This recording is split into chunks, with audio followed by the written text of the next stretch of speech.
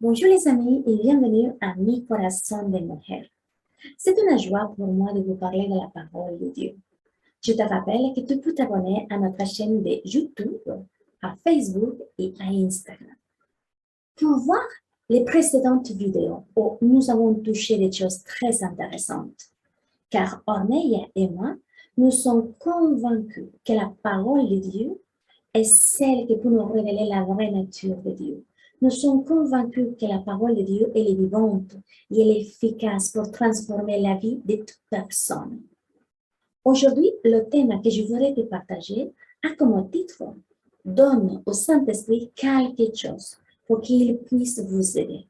Pour cela, j'aimerais bien que nous lisions le livre de Éphésiens, chapitre 4, verset 29. Il dit ainsi: Ne laissez aucune parole blessante franchir vos lèvres, mais seulement des paroles empruntées de bonté, qu'elles répondent à un besoin et aident les autres à grandir dans la foi. Ainsi, elles feront des biens à ceux qui vous entendent. C'est merveilleux de savoir que la parole de Dieu nous enseigne et qu'en fait, Dieu, dans les petits détails, il est là. Dans ces versets, nous fait remarquer l'importance que le bon que c'est pour nous de parler des paroles remplies de bonté, des paroles remplies d'amour. Et ce verset aussi nous dit que nous devons vraiment faire que de nos lèvres sortent que ce genre de paroles remplies d'amour, de paix et de joie. Et d'éviter que de nos bouches sortent ces paroles qui sont encore sales, qui sont encore remplies de méchanceté, ces paroles qui sont remplies de choses mauvaises, de maudictions. Parce que chaque fois que nous parlons, les choses, la plupart de toutes les choses que nous parlons sont des paroles, des choses qui ont été sémées dans notre cœur. C'est-à-dire, chaque parole que je dis, mon subconscient le conçoit. Et tout ce que je vois et que je accepte à l'intérieur de moi, ça sera vu comme une image. Et à l'extérieur, dans mon monde physique, il va se manifester. Et beaucoup de fois, nous parlons des choses que nous ne nous rendons pas compte. Je vous invite à aller voir la série de La puissance des paroles que nous avons touchée avec Ornella. Parce que nous voyons l'importance que chaque personne a. Nos paroles sont des transports et transfèrent des choses très importantes, très puissantes. Et parfois, nous nous remarquons qu'une fois que nous sommes en Christ, que nous venons à être partie de la famille en Christ, nous commençons à nous remplir des paroles saines, des paroles justes, des paroles de bénédiction, d'amour, de joie. Mais soudain, nous trouvons parmi toutes ces paroles, dans notre bouche, des paroles encore remplies de colère, des paroles qui sont encore injustes, des paroles qui sont encore sales. On a diffamation, un commérage, on a critique. Et en fait, nous commençons à nous remarquer à fur et à mesure que nous découvrons dans la Bible l'amour de Dieu qui est à l'intérieur de nous, dans nos corps, dans notre cœur, pardon. Les paroles mauvaises n'ont pas encore sorti. Parce qu'il y a beaucoup de choses que nous voyons dans un film, dans la rue, dans le travail, dans la télévision. Là où il y a une agglomération de personnes, nous entendons des choses.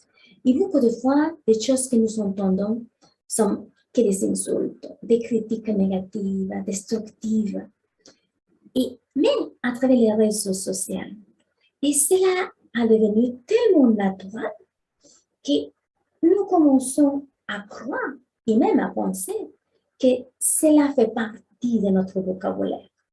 Sans nous rendre compte, nous commençons à mélanger ces paroles qui sont saines, qui sont justes, et par la même langue, la même parole, la même bouche, sort aussi cette parole de malédiction, ces paroles sales, ces paroles qui viennent avec remplies de notre colère.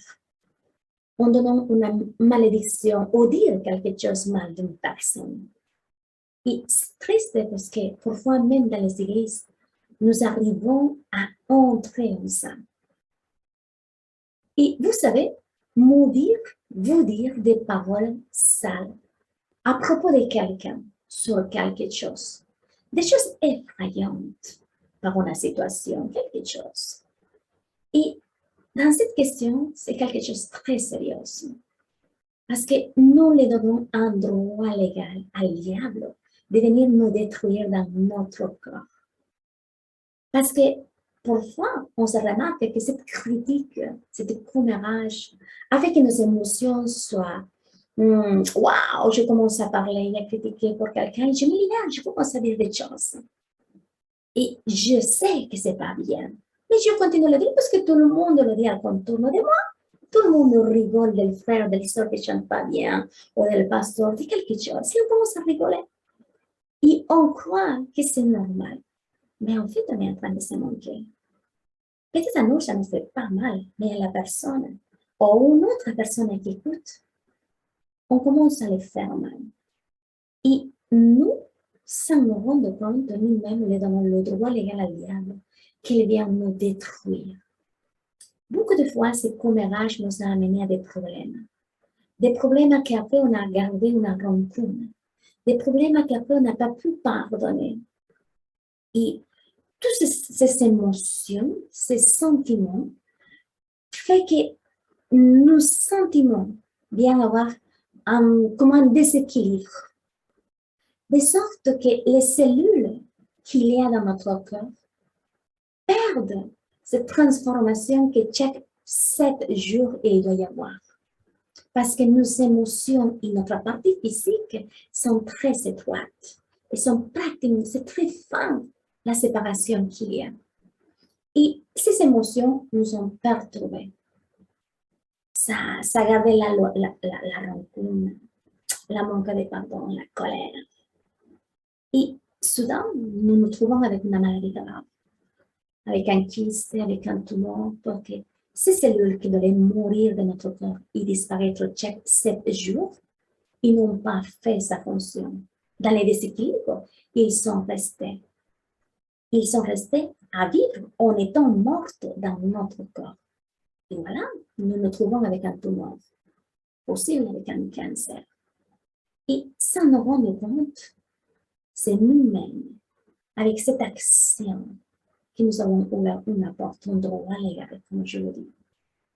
Et quand nous venons à Christ, nous devons comprendre que Dieu nous a restaurés, Dieu nous a créés à nouveau, une nouvelle créature pour aimer. Nous avons été créés pour aimer. Nous avons été restaurés pour venir à être des bénédictions, pour donner des bénédictions aux autres. Nous avons été appelés à hériter des bénédictions. Et c'est ce que nous dit le livre d'Éphésiens, chapitre 4. C'est vraiment très clair que nous ne devons jamais laisser un genre de paroles sales bien pourrir notre cœur. Notre corps. Aucune parole corruptible ne doit pas sortir de notre bouche.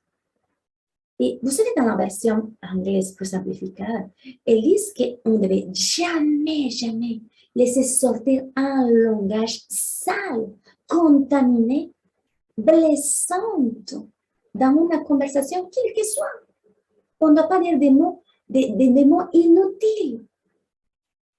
Et en fait, ce qui nous dit, c'est chapitre aussi d'Éphésiens 4, 29, c'est qu'on doit toujours plutôt dire des mots remplis de bonté, des mots qui soient remplis de joie, d'amour. Et quand on critique, on ne dit pas des mots. Et c'est ça que la parole de Dieu est en train de nous dire, que comme chrétiens, nous devons toujours parler, être empruntés des paroles bonnes, des paroles qui viennent vraiment à édifier aux autres, à faire grandir dans sa foi. Et qu'en même temps, ils nous entendent, ils fassent la même chose pour les autres. Donc, nos paroles, vraiment, elles doivent être remplies de la grâce que c'est Jésus-Christ même, de sa bénédiction. Parler aux autres de l'amour de Dieu, de ce que Dieu a fait pour nous à travers de Jésus-Christ. C'est par grâce que nos péchés ont été pardonnés. Et c'est Jésus-Christ qui nous a donné ce jugement à notre faveur. Il nous a libérés par grâce. Il nous a guéris par grâce. Il nous a donné une autorité, nous a rétabli l'autorité que nous avions par grâce. Et son amour nous enveloppe. Et ça, c'est merveilleux quand nous commençons à parler de ça. Quand nous nous imprégnons de l'amour, de la vérité, de la grâce, de ce que Jésus-Christ fait pour nous. Et de ça, nous devons le faire sortir par notre langue. Ce type de paroles bonnes, saines, pour pouvoir venir y aider aux autres, aux frères et sœurs qui sont encore dans les émotions, elles sont embrouillées, qui encore la pensée est encore perturbée, confondue. Parce que beaucoup de fois, nous nous conformons à écouter ce qui nous enseigne le dimanche, un pasteur ou quelque chose. Mais on n'a pas cette discipline de lire la Bible. À moins un verset par jour.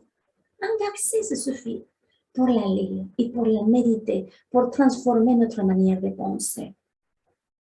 Et peut-être quelqu'un dit, mais ma sœur, parfois c'est tellement assez paf, et ça nous a échappé ces gros mots.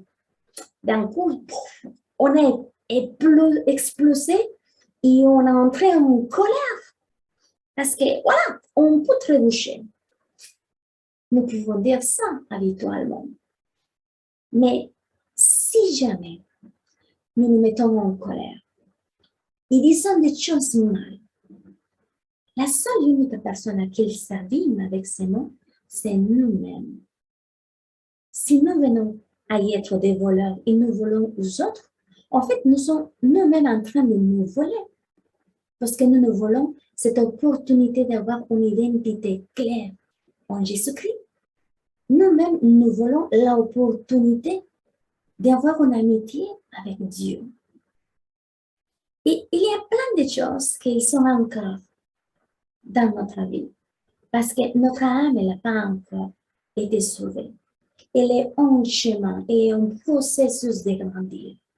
Et plus tu lis la parole de Dieu, plus tu passes un temps dans la louange, dans un moment de prière, tu te remarques que de ta bouche, il sort des mots qui sont sains, qui sont purs, qui sont justes. Et aussi, ça sort encore de ces mots-là, de ces mots dégoûtants, de ces mots qui simplement puissent venir y blesser aux gens. Nous devons vraiment enlever ça parce que occupe un espace dans la terre de notre cœur. Et souvent, quand je veux lire la parole de Dieu, je ne la retiens pas. Et je dis, mais je ne peux pas apprendre un verset. J'essaye par contre, je n'arrive pas, quand je suis en train de lire la Bible, je m'endors. Et plein de choses comme ça. Parce qu'en fait, cet espace dans notre terre, dans notre champ, de notre cœur, il est rempli encore avec des paroles vaines. Et le Seigneur, il ne désire pas ça pour nos vies. Il veut vraiment que nous renouvelons notre façon de penser. Il veut vraiment que nous changions notre attitude. C'est lui qui nous a conseillé de pardonner, de vraiment pardonner. On pardonne pas simplement pour faire les biens à l'autre personne. C'est encore plus pour notre propre bien. Et nous devons vraiment croire que ce que nous dit Jésus-Christ à travers sa parole, c'est toujours pour apprendre à vivre cette vie abondante qu'il nous donne. Tu vois, la parole de Dieu nous dit en Jacques 3, 10 que des bénédictions, des choses bonnes, agréables, saintes, pures, elles peuvent sortir de notre bouche. Et que aussi, de notre propre bouche, elles peuvent sortir ces paroles qui sont horribles, affoyantes, contre un frère. Et Jacques nous dit, toi aujourd'hui, en tant qu'enfant de Dieu, en tant que disciple de Christ, En toi, ça ne va pas continuer ça. Tu ne dois pas faire la même chose comme dans le monde. Et quelques versets plus en bas, je crois que c'est le 15 ou le 16, je ne me souviens plus, il dit que c'est genre de sagesse, c'est genre sa façon de penser. Ça ne descend pas de l'eau, ça ne vient pas du ciel, que c'est carrément terrenal, strictement humain, n'importe quoi, diabolique. Quand nous n'acceptons pas de renouveler notre façon de penser. Quand nous croyons, mais non, mais c'est naturel, tout le monde le dit ici, tout le monde le critique, pourquoi pas moi? Cette façon de penser, en fait, c'est entièrement diabolique. Et il est en train de me dire, bah, toi, comme frère en Christ, comme sœur en Christ, tu ne dois pas continuer, tu ne dois pas laisser que de ta bouche sortent des bénédictions et des malédictions en même temps. Et nous devons nous rendre compte qu'il y a toutes sortes de choses que se filent dans le monde. Mais nous ne devons pas nous laisser moduler pour les choses dans le monde. En 1 de Pierre 3,9 dit ainsi, ne rende pas le mal pour le mal, ni la malédiction pour la malédiction, mais au contraire la bénédiction, sachant que vous êtes appelés à posséder la bénédiction comme héritage. Là, il te dit en fait, Pierre, que tu ne vas pas actuer de cette manière. Pas parce qu'il te critique que tu vas le critiquer. Pas parce qu'il fait un commérage ou quelque chose que tu vas le faire le même. Pas parce que tous tes frères en Christ, dans un groupe, dans l'église, ils décident et ils commencent à se manquer de quelqu'un, que tu vas faire la même chose. Non. Tu dois, au contraire de tout ça. Et au contraire de tout ça, c'est dire, bah, mon frère, ma soeur, c'est pas bien de faire ça. Je t'encourage à aimer parce qu'en lui, Christ habite comme il habite en toi. La ramener à la conscience. Le ramener et dire non, arrêtons. Nos bouches doivent être toujours remplies d'amour, de bénédictions, parce qu'on a été appelés à hériter bénédictions. On ne peut pas hériter autre chose que bénédiction si nous parlons de bénédiction. Mais si nous parlons de choses mauvaises, on va hériter des choses mauvaises. Et après, on se dit, mais pourquoi tout le temps ça? C'est pas bien pour moi. Dans ma vie, toujours je perds mon argent, ou quelqu'un m'a poussé, ou quelqu'un m'a traité mal. Nous devons vraiment savoir comment nous actons. Nous sommes appelés à posséder des bénédictions. Cet héritage de bénédictions, parce que nous avons été créés, pardon, pour aimer. Donc, nous devons vraiment croire que nous sommes déjà saints, croire que nous devons nous remplir de paroles d'amour, de joie. Et dire, Seigneur, c'est pas simplement parce que je le dis, c'est parce que ta parole le dit. Il m'aconseille que je dois vraiment être imprégné de bonnes paroles. Vous savez quelqu'un a écrit un livre que je vous conseille de le lire, de le trouver, et c'est La pensée vraie et la pensée erronée. Et là, il dit qu'en fait, nous ne pouvons pas empêcher un corbeau qu'il puisse voler au-dessus de notre tête. Mais en fait, nous pouvons vraiment l'empêcher qu'il vienne s'installer dans notre cheveu. Qu'est-ce que vous voulez nous dire? Les pensées, les idées, la philosophie, toutes ces choses-là, les habitudes du monde, nous ne pouvons pas les éviter. Mais nous pouvons vraiment les empêcher qu'ils viennent s'installer dans notre idée, dans nos façons de penser, dans notre vocabulaire. Nous devons vraiment le rejeter. Et nous avons cette autorité, cette capacité.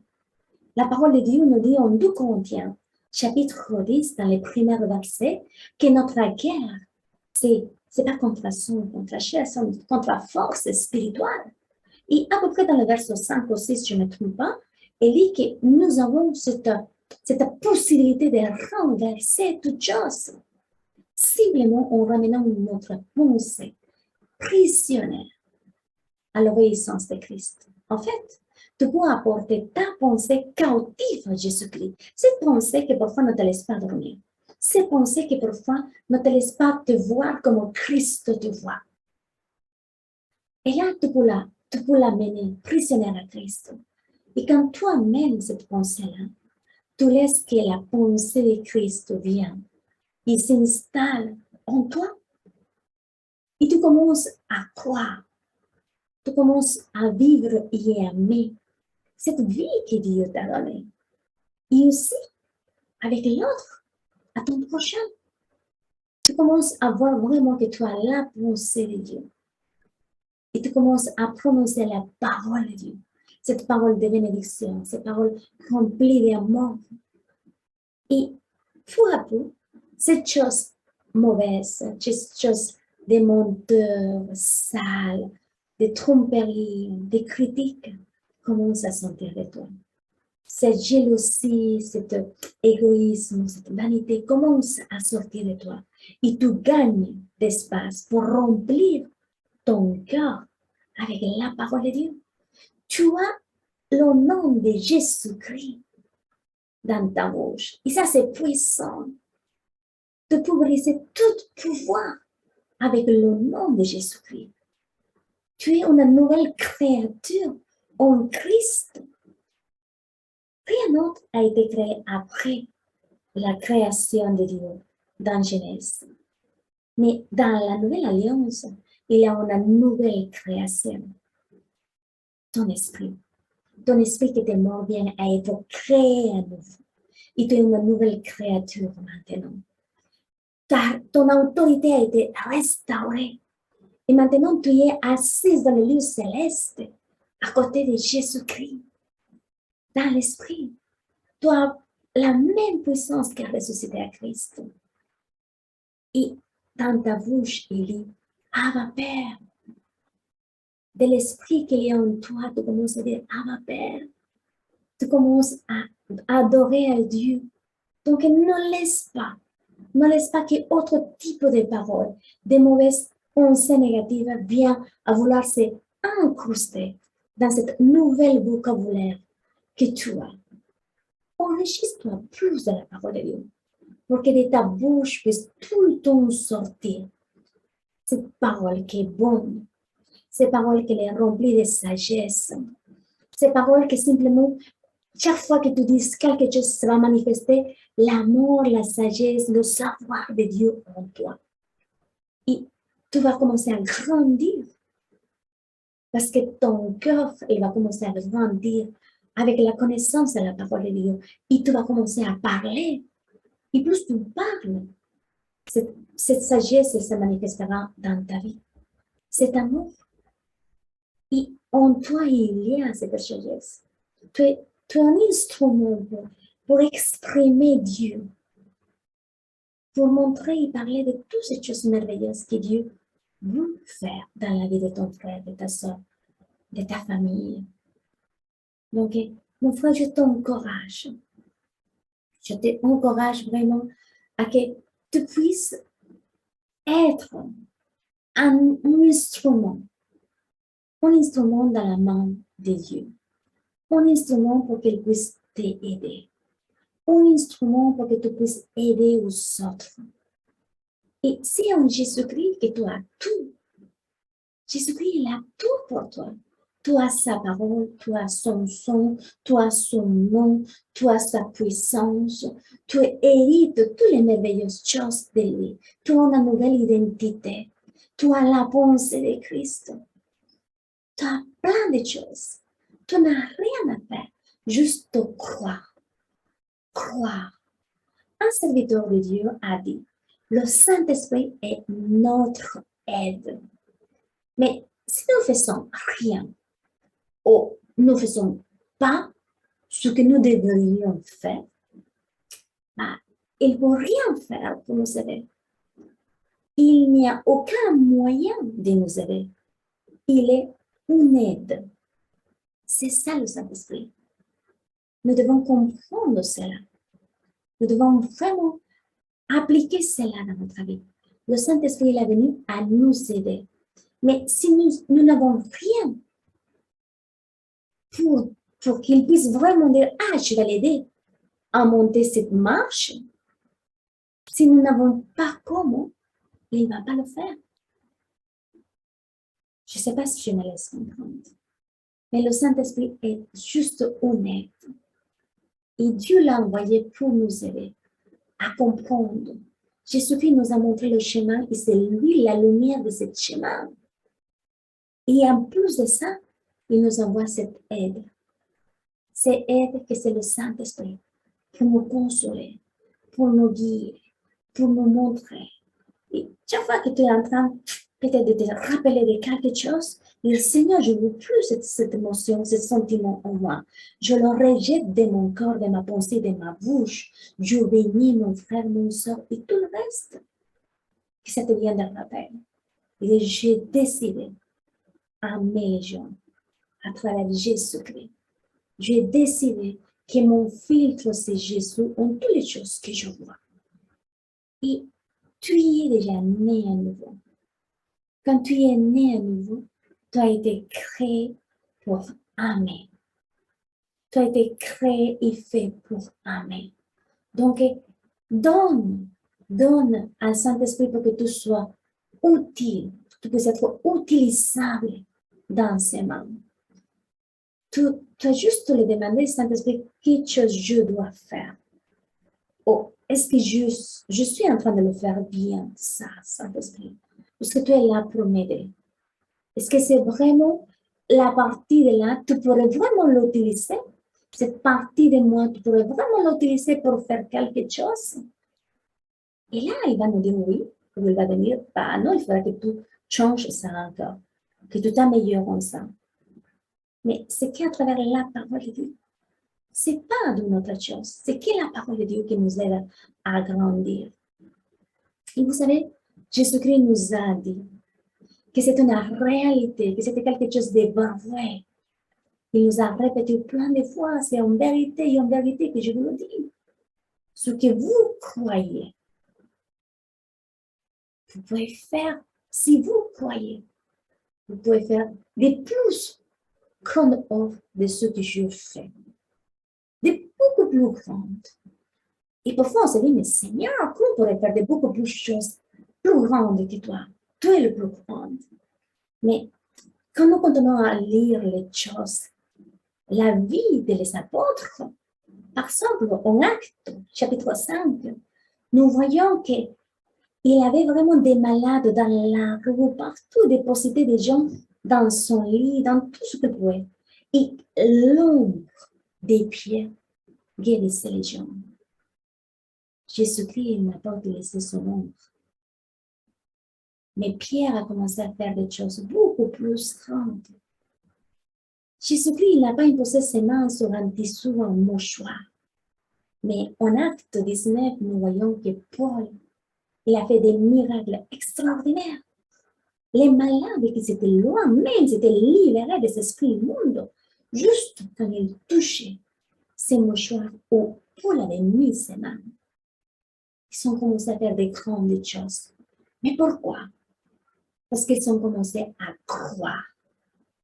Ils croient. En 2 Corinthiens 4, elle dit, j'ai cru, c'est pourquoi que j'ai parlé. Nous avons cru, nous croyons, c'est pour cela que nous parlons.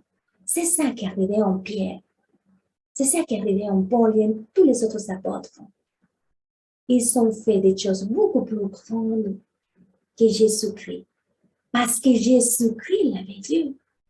Simplement, il faut croire. De vérité, en vérité, je te dis, crois.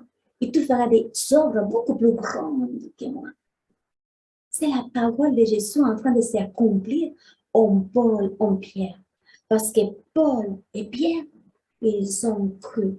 Nous aussi, nous avons cru. Nous croyons. C'est pour cela que nous parlons. Et c'est pareil, c'est mon cas. Je crois. Je crois dans les miracles. Je crois dans la bénédiction parce que dans ma vie, j'ai eu des guérissons. J'ai eu des guérisons dans la vie de mon père, pratiquement en train de mourir. Des choses incroyables. Et parce que je crois, que je parle. Tu vois, c'est tellement merveilleux de découvrir l'amour de Dieu. Voir que son amour nous impulse. Voir que son amour nous amène à voir et à regarder toujours à la personne devant toi avec amour. Si c'est mon frère, ma soeur, tu regardes avec amour, en sachant que tu es en train de regarder à Christ à l'intérieur d'elle. Et quand c'est une personne qui n'est pas encore en Christ, tu la regardes avec amour parce que tu te dis, il est potentiellement avec enfant de Dieu. C'est l'espérance qui nous illumine à voir les choses tout le temps et à parler les choses remplies d'amour. Remplies d'amour. Et nous devons juste donner chaque parole. Tu vois, Jésus-Christ a prié. C'est une prière qui se trouve en Jean 17. Et à un moment donné, Jésus lui dit à Père, à notre Père Céleste, à Papa, en lui disant, mais je les ai données, toutes les paroles que tu m'as données. Toutes les paroles, ils les ont reçues. Ils ont vraiment connu que je suis sorti de toi. Ils ont cru que tu m'as envoyé. Et c'est merveilleux de savoir que c'est une prière de Jésus. En disant, j'ai donné toutes les paroles que tu m'as données. À les donner, je les ai données. Et ils les ont reçues. Et c'est ça. Nous devons croire qu'en Jésus-Christ, nous sommes victorieux. Qu'en Jésus-Christ, nous pouvons être remplis, imprégnés des bonnes paroles pour y être utilisables, pour y être utiles pour lui. Pour être utile, pour que le Saint-Esprit puisse vraiment avoir quelque chose en nous et dire, oh, en ça, je vais l'aider. Faisons un pas de foi. C'est pas en le disant, Saint-Esprit, je suis là. Je essaie de lire la Bible et je n'arrive pas à mémoriser les choses. Mais Saint-Esprit, tu es mon aide. Viens m'aider à mémoriser ça. Essaye. Je l'ai essayé. Et je peux te dire que j'ai appris plein de choses. Tu peux dire, Saint-Esprit, je ne comprends pas cette partie de la parole de Dieu. Je l'ai lu déjà 10 fois. Et ces versets, je ne sais pas qu'est-ce que vous me dites, mais je veux le comprendre. Dis-moi d'une manière ou d'une autre. Je peux te dire que Dieu cherche de 1000 manières pour t'expliquer. Soit pour un message, soit pour un rêve, soit pour quelque chose, par sa parole, par une parole d'encouragement de quelqu'un. Mais Dieu répond quand tu poses une question. Quand de ton cœur tu poses une question, il vient à l'aide et il te répond. Et je voulais juste t'encourager. Toi qui tu ne connais pas Christ encore, et tu n'as peut-être jamais entendu parler de Christ. Et aujourd'hui, tu veux transformer ta vie, tu veux te donner cette opportunité de venir à être un enfant de Dieu, de venir à être partie de la famille de Christ, du corps de Christ. Au final de cette vidéo, il y a une prière. Je t'invite à la lire, à ouvrir ton cœur et à la répéter avec un cœur honnête. Ensuite, je t'encourage à chercher une église, un lieu où on parle de Jésus-Christ, un lieu où les personnes t'encouragent à avoir une amitié étroite avec le Saint-Esprit. Et toi, mon ami, que tu es déjà en Christ, je te rappelle que tu es déjà béni. Au revoir.